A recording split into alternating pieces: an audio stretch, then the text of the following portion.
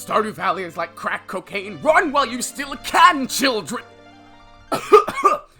Anyways, Stardew Valley is a very special game.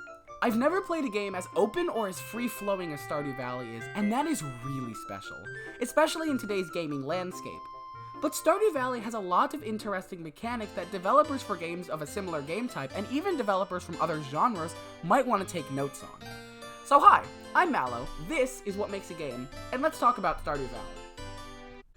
So Stardew Valley is actually kinda hard to even talk about, considering the sheer size of the game and how much there is to do when you take a step back.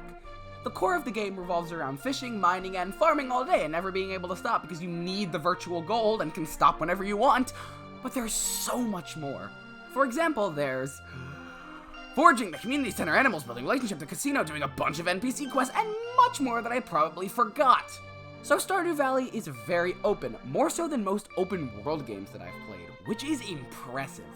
While the world's size may be small, the amount to do in that world is intense, with so much stuff opening up at all times that the first 2 years of the game are straight up magical.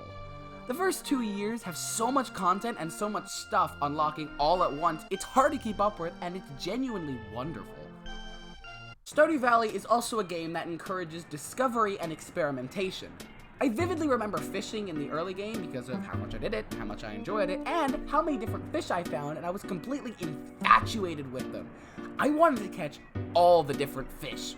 So when I found out about the legendary fish, I was really into it, and I will never forget those memories now because of it. The game also has a wonderful sense of mystery, with tons of mysterious objects around the world that have no real meaning or reason for being until you unlock them.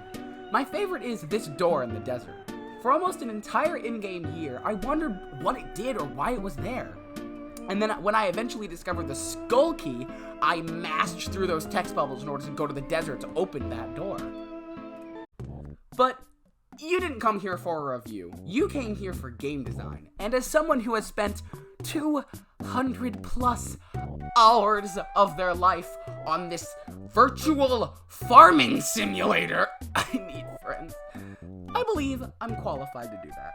Stardew Valley uses a principle of game design that I like to call intentional annoyance. This principle is simple, and is used in a ton of games. Intentional annoyance is a principle of game design that many choose to ignore, and it may go by slightly different names, but basically it's when you annoy a player with something that is inefficient or annoying to do, only to fix it later in the game. Now, the example of this is when you get a power-up in a Metroidvania title, and then later go back to a previous area to use it. This has its strengths and weaknesses, of course. It has its strengths because it exemplifies player growth and expansion, while it also has weaknesses because it gives returning players a very strong, can I get on with it please, feeling. Nearly all of Stardew Valley's mechanics have this mentality of intentional annoyance, and it works well for Stardew Valley, and manages to dodge the cons of this style of game design. While something like Super Metroid can be annoying to go back through and find every single power-up all over again, Stardew Valley dodges this issue in a few clever ways. The first of these is that all of the improvements to Stardew Valley's abilities are just that, improvements. There is nothing in the entire game that is a straight-up upgrade or a new ability to control. Everything works like it always has and always will. So when you upgrade your watering can, it stays the same. It just waters a bigger radius. Secondly, the gameplay loop works with this intentional annoyance game design. For those who don't know, a gameplay loop is a cycle in video games in which the player is taken through the game by and is the center of the game. Most gameplay loops follow a simple structure: anticipation, action, and reward. I'll use building a barn in Stardew Valley to demonstrate this. The anticipation, or build-up, is collecting the resources to make the barn. The action, or the part where the players see the action happening, or get to play the action, is when it's being built, and the reward is the completed barn. Gameplay loops can be seen in literally every game ever, but in Stardew Valley it's more interesting because of its open-ended nature.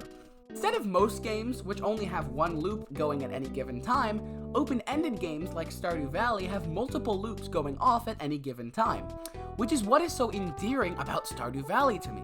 You can have multiple projects going on at once with no issue, and they all have their own gameplay loops. This is why it fits so well with the intentional annoyance structure of Stardew Valley.